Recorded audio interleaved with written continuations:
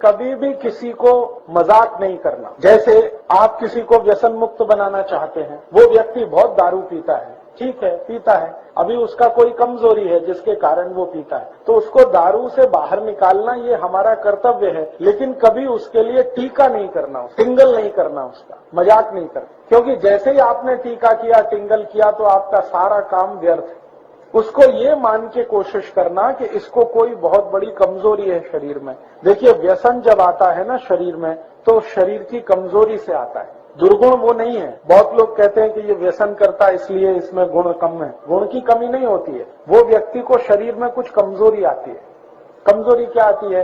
सभी व्यक्ति के शरीर में कुछ रसायन होते हैं, कुछ धातुएं होती हैं, उनमें से कोई एक दो रसायन कम हो गए, कोई एक दो धातुएं कम हो गई, तो व्यक्ति दारू पीना शुरू कर देगा, बीड़ी पीना, सिगरेट पीना, मावा खाना शुरू कर देगा। वो सामान्य रूप से मैंने जो शोध किया है वो ये कि सभी दारू पीने वाले लोगों के शरीर में एक केमिकल, एक रसायन की बहुत कमी आ जाती है। वो रसायन का नाम है सल्फर। हिंदी और मराठी में कहते हैं गंधक, अंग्रेजी में कहते हैं सल्फर। हमारे शरीर में 16 तरह की धातुएं और रसायन हैं। कैल्शियम है, पोटेशियम है, मैग्नीशियम है, सोडियम है, सल्फर है, आयरन है, सिलिकॉन है, कोबाल्ट है, ऐसी 16 धातुएं और रसायन होते हैं। इनमें से कोई एक धातु या एक रसायन कम हुआ और दूसरा जास्ती हुआ तो व्यसन की स्थिति बनती है। लोग जब व्यसन शुरू करते हैं ना, तो हर बार ऐसा नहीं होता कि मजे में करते हैं, मौज में करते हैं, ऐसा हमेशा नहीं होता। अगर 19 वर्ष की उम्र के पहले कोई व्यक्ति व्यसन शुरू करता है तो मान सकते हैं कि वो मजे के लिए कर रहा है। उसके बाद की उम्र का कोई व्यक्ति अगर व्यसन शुरू करता है तो जानने की कोशिश करो, कोई एक रसायन शरीर में बहुत कम होगा, और जब तक उस रसायन की पूर्ति नहीं होगी तब तक वो व्यसन मुक्त भी नहीं हो। उसमें होगा क्या? शुरू में आपने उसको समझाया, 1-2 दिवस समझ गया, फिर कोई दिन चुपके से जाके पी के आएगा, आपको बताएगा भी नहीं, और फिर आपको पता चला, आप बोलोगे यार तुमने फिर पी लिया, तो उसने कहा क्या करूं, मन नहीं मानता, शरीर नहीं मानता। वो मन मानता इसलिए नहीं है कि वो दारू के मदद से उसको वो रसायन की तात्कालिक पूर्ति होती है, शरीर उसकी मांग करता है, शरीर कहता है इसको पियो, इससे तुम्हारी ये कमी पूरी होती, लेकिन वो होती तात्कालिक है, परमानेंट नहीं है। तो ऐसे व्यक्ति को कोई औषध अगर दे दी जाए जो उसके रसायन की पूर्ति कर दे, तो जीवन पर्यंत वो व्यसन मुक्त हो सकता है। अब वो क्या रसायन है वो जानना थोड़ा चिकित्सा विज्ञान का काम है। मैं इस पर थोड़ा शोध करता हूं। चाय कॉफी जो लोग पीते हैं उनके शरीर में आर्सेनिक नाम के रसायन की बहुत कमी आती है, इसलिए वो बार बार चाय कॉफी। शराब पीने वालों को सल्फर, गंधक की बहुत कमी आती है शरीर में, इसलिए बार बार शराब पीते हैं। बीड़ी पीने वाले, सिगरेट पीने वाले और हुक्का पीने वाले, इनको शरीर में फास्फोरस की बहुत कमी आती है, इसलिए वो बहुत बार उसको पीते हैं। ऐसे 16 रसायन हैं, जिसकी भी कमी आएगी उसकी पूर्ति करने के लिए शरीर उसको प्रेरित करेगा, फिर जाकर वो पिएगा। तो ऐसी परिस्थिति है। तो आप अगर इसको समझ सकते हैं तो ये ध्यान रखिए कि कोई व्यक्ति अगर व्यसन कर रहा है तो उसके शरीर की कोई बड़ी भारी कमजोरी है या उसके शरीर में कोई बहुत बड़ी कमी है जिसके चलते वो ऐसा कर रहा है।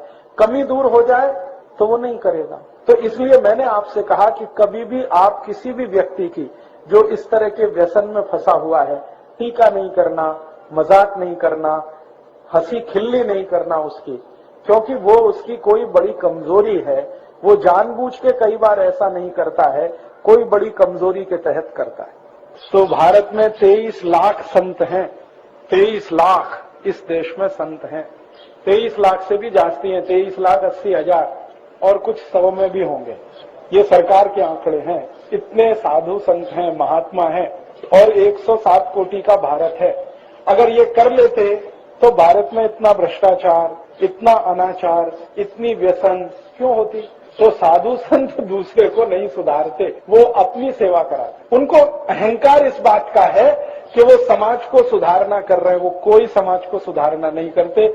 ये बात मैंने बहुत बड़े बड़े संतों को कही है उनके मुंह पर कि आप तो अपनी सेवा करा रहे हैं, आपको अहंकार है कि आप समाज के लिए कर रहे हैं। समाज आपके लिए कर रहा है, आप समाज के लिए कुछ नहीं कर। तो आप में से किसी को साधु होने का नहीं है, ध्यान रखना है, संत भी होने का नहीं है, संत और साधु कहलाने की भी जरूरत नहीं है। हम सामाजिक कार्यकर्ता हैं और हमारा स्थान बहुत ऊंचा है, क्योंकि हम समाज में रहते हुए कोशिश कर रहे हैं समाज को मदद करने की, अपना भी कल्याण कर रहे हैं, दूसरे का। और ये जो साधु संत होते हैं वो हिमालय में चले जाते हैं, वो अपनी तपस्या करके अपना कल्याण करते हैं, देश का नहीं। तो इसलिए मैंने आपको कहा कि अगर आपने घर बनाया है, परिवार बनाया है, पत्नी है, बच्चे हैं, तो कभी भी ध्यान में ये नहीं लाना कि छोड़ के जाने का। कोई कुछ नहीं कर पाता। मैंने बड़े बड़े संतों को देखा है जिन्होंने घर छोड़ दिया, वो और परेशान है। हाँ, तो मैं कहता हूं नहीं छोड़ते तो अच्छा था, क्योंकि इधर से भी गए उधर से भी गए, दोनों तरफ से गए। तो इसलिए मैं आपको ये कहता हूं कि आपने घर बसाया, परिवार बसाया, घर संसार चलाते हैं, दुकान चलाते हैं, बिजनेस करते हैं, धंधा करते हैं, सर्विस करते हैं, खेती करते हैं, जो करते हैं वो ईमानदारी से करते करते ये करने का है। उसको छोड़ छाड़ कर कुछ जास्ती करेंगे, ये कभी नहीं करेंगे। ये आपका जो अध्यक्ष है ना, ये बहुत बार मुझे कहते हैं राजीव भाई नौकरी छोड़ने का है। मैं कहता हूं बिल्कुल नहीं छोड़ने का। पूछो इनको कितनी बार बोला है कि मैं नौकरी छोड़ता हूं, अभी अगले साल संपूर्ण काम करता हूं। मैं बार बार एक ही बात कहता हूं कि नहीं छोड़ने का, क्योंकि मैं जानता हूं जिन्होंने सब छोड़कर काम किया बहुत परेशान हो।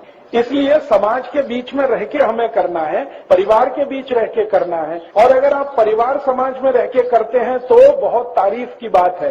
सब छोड़ के तो आपके पास कुछ है ही नहीं करने